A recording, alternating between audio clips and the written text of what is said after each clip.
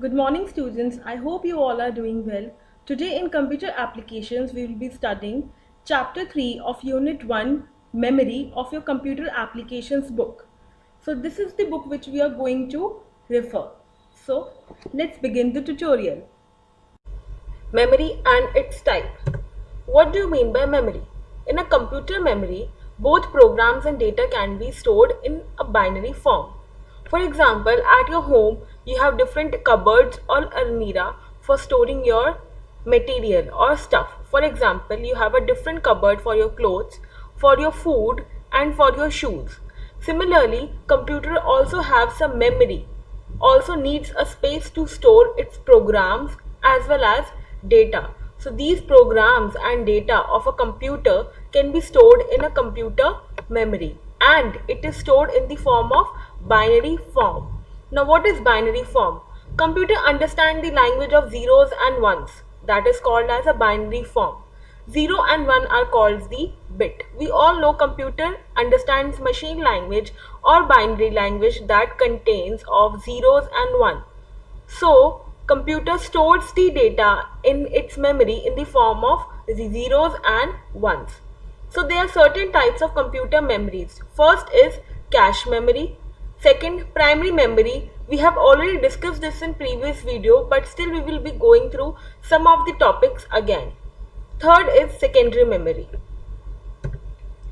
Now, before studying the types of memory, let us understand the unit of memory. Now, when you go to a shop and you want to buy some milk, so how you buy your milk?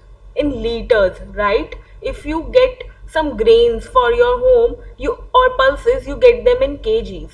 So there is a measurement unit for all the things which we use in our daily life. Similarly, computer memory also has some units. So memory unit is the amount of data that can be stored in a storage unit. This storage capacity is expressed in terms of bytes. Now following are some of the memory units. Now we will understand some of the memory units. First one is bit. Now as I told you earlier, the computer program unit starts from bit. A bit is the smallest memory unit. It is the smallest memory unit to measure data stored in main memory and storage devices. A bit can have only one binary value out of 0 and 1. You can write 0 or 1 at a time. You can't write both together. That means you can use one binary value at a time. Next is byte. Now byte, it is a fundamental unit to measure data. It is the fundamental unit to measure data. It contains 8 bits or is equal to 8 bits. When we combine 8 bits together, that is 0, 1, 0, 1, 0, 1, 0, 1. So these are 8 bits together that constitutes to be a byte. Thus a byte can be represented as 2 into 8 or 256 values. Okay. Then we have kilobyte. Now kilobyte contains 1024 bytes. Then the bigger unit than kilobyte is megabyte. It contains 1024 kilobytes. Gigabyte, it contains 1024 megabytes. Terabyte, it contains 1024 gigabytes. Petabyte, it contains 1024 terabytes. There are also other memory units, but other memory units as you can see here in the table. After petabyte, we have exabyte, zottabyte, and yottabyte are also there. But in daily life or in today's world, generally for a computer user, we maximum to maximum you need petabyte. Okay. So things to be noted from the last few slides is memory contains data and program in binary form, right? Binary shows zeros and 1. Bits represent 0 and 1. So binary language means binary consists of 0 and 1, and 0 and 1s are also called as bit. And 8 bits constitute 8 byte. 1 kilobyte constitute 1024 bytes. One more thing to note here is that memory state. When we give 0 as an input, that means memory is in off state, and when we give 1, then memory is in on state. Next we have to study cache memory. Cache is a high speed memory. Okay, it serves as a buffer between CPU processor and main memory. A buffer contains data that is stored for a short amount of time, typically in computer's memory.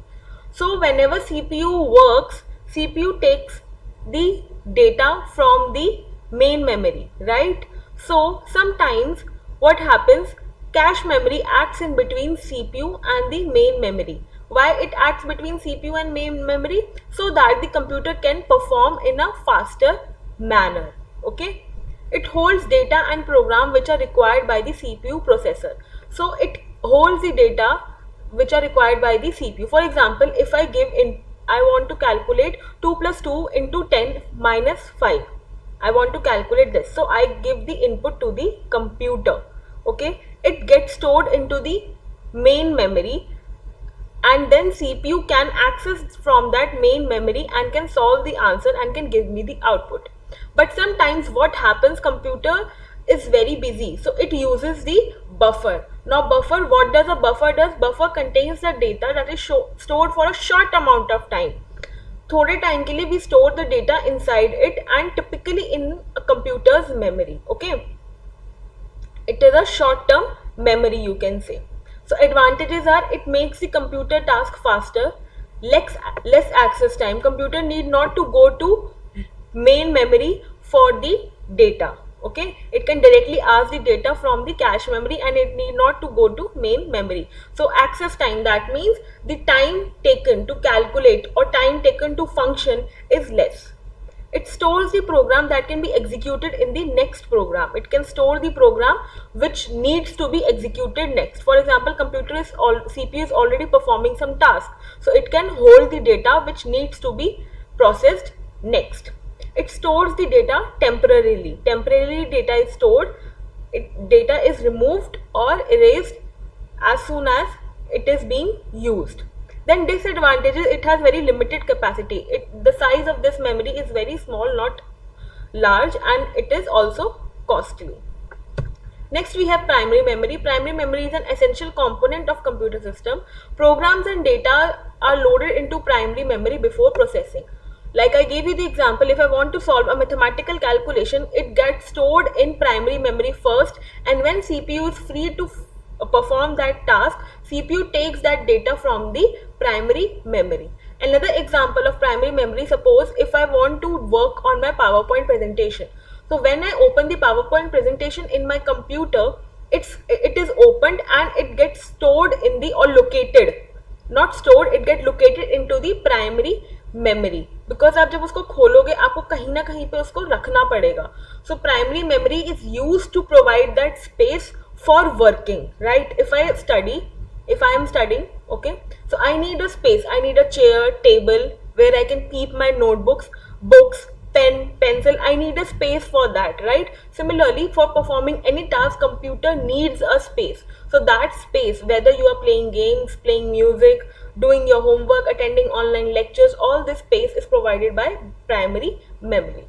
The CPU interacts directly with the primary memory. CPU can directly contact the primary memory and perform the various tasks. Then there are two types of primary memory, RAM and ROM.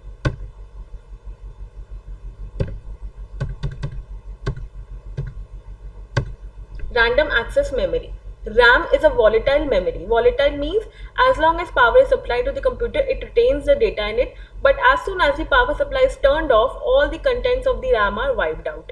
As soon as the computer shut down, what happens if you are working on your PowerPoint presentation, or say you are writing some assignment on your computer and you have not saved it, and there is a sudden electricity cut at your place. So what happens, the data get removed or deleted. Why? Because it was in the random access memory, and random access memory is volatile. Volatile means that as soon as the power supply is taken away from it, the data will be lost. Okay, it stores data temporarily. It stores the data temporarily. आपने एक बार system खोला है, उस RAM में जितना भी है आप बंद करोगे, उस रैम में जितनी भी चीजें रखी हैं वो सब बंद हो जाएगी. What happens, sometimes there are some files which are running on a computer. For example, you are playing some music and then you shut down the music, shut down your computer. So next time you open the computer, is the music still playing on? No, that app is automatically closed. Okay, so that is RAM is temporary. Whenever the computer is started or a software application is launched, the required program and data are loaded into the RAM for processing. There are some advantages. Advantage is volatile memory. It loses the data. That means it takes less space. Okay. Next is fast data access. Fast data access means you can access the data fast in a fast manner. It can read and write. Read and write means read from the memory and can write into the memory. Read any instruction from the memory and can write or save anything into the memory. It stores dynamic data. Dynamic data means data that keeps on changing. For example, if I am playing music and then I start playing some game, okay, then I'm start making some project. So the data is keep on changing when I'm working on computer. So that is a dynamic data. So random access memory, that is RAM, also helps in storing dynamic data. It improves computer performance. Disadvantage is it stores the data temporarily, as we have discussed, should be compatible with motherboard. So there are some hardware requirements which need to be fulfilled.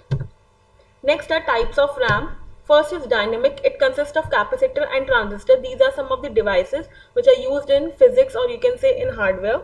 So capacitor can be either charged or discharged. You just have to learn this. No need to go in depth of capacitor and transistor as it was mentioned in your book, so I have taken it here. Transistor is used either to read the current capacitor state or change the state to charge or discharge. Transistor is used to read or change the state of the capacitor. It is slow and consumes more power. It is less expensive. Dynamic RAM is less expensive as compared to static RAM. Now static RAM is created by using a flip-flop. Okay, it uses a flip-flop circuitry. It is again a device which is used in hardware. It is more flexible. Memory retains as long as power is applied to it. As it is a type of a RAM, so it follows the basic functionality of RAM. It takes space, therefore it is very expensive. It is used when absolutely necessary. As it is expensive, we will use it whenever it necessary, else we don't use it. Next is read-only memory. Read-only memory is non-volatile. Non-volatile means its contents are not loosed even when the power is turned off. जब आप system बंद कर दोगे, contents will not be loose, contents will be there. It is used as small but faster permanent storage for contents which are rarely changed. For the contents which are really, as it is read-only memory, memory which you can only read and you can't edit what you have once written. Okay, so this is read-only memory and contents of it are rarely changed. For example, the startup program, when you start the computer, that booting is the part of a ROM that loads the operating system into primary memory. Operating system is being loaded into the primary memory and it is stored in ROM. Next are some uses of ROM. ROM is used in all computers. It stores system level programs. Okay, so users do not need to deal with ROM. So it uses system level programs. ROM is found on all motherboards. It is used in graphic cards and expansion cards.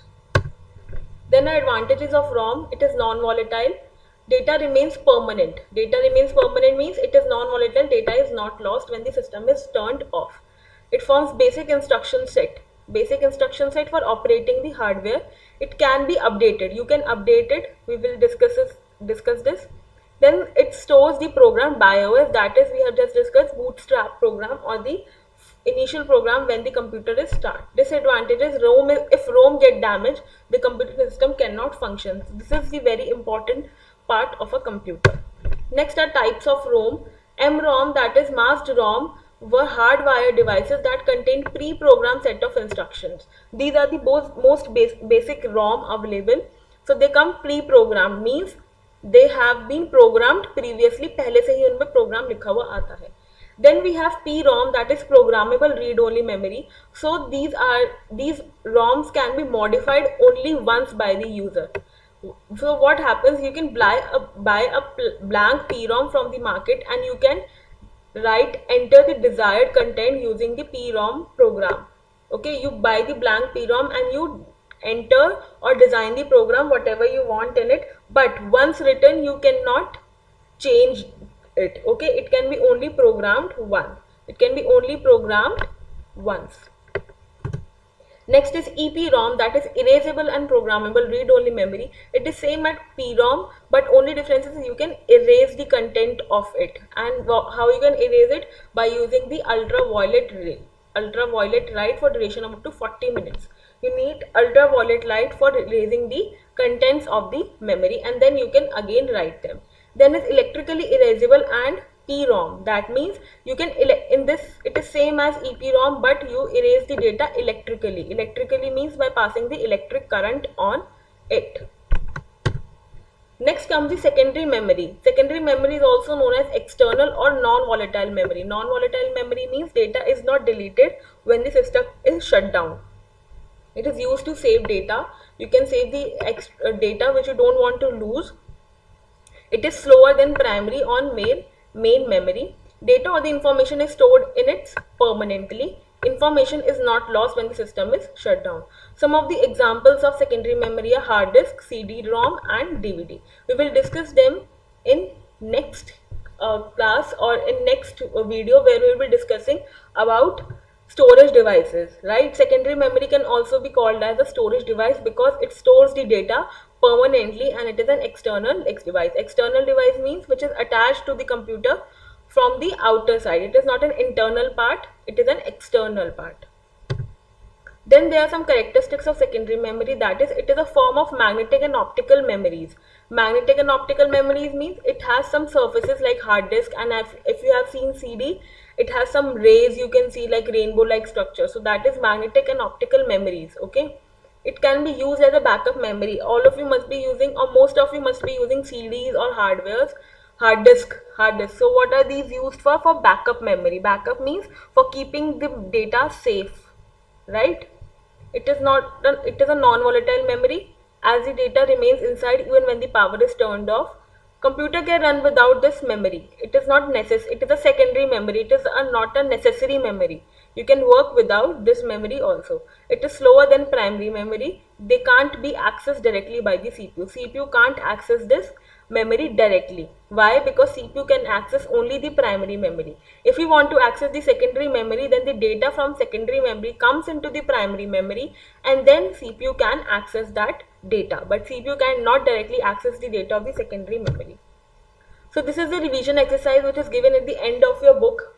Okay, so you just go through it, and if you have any doubt from this video, that's all about this topic. If you have any doubt, you can ask me. You read this chapter from your book, okay, and you can ask me any doubt if you have. Thank you.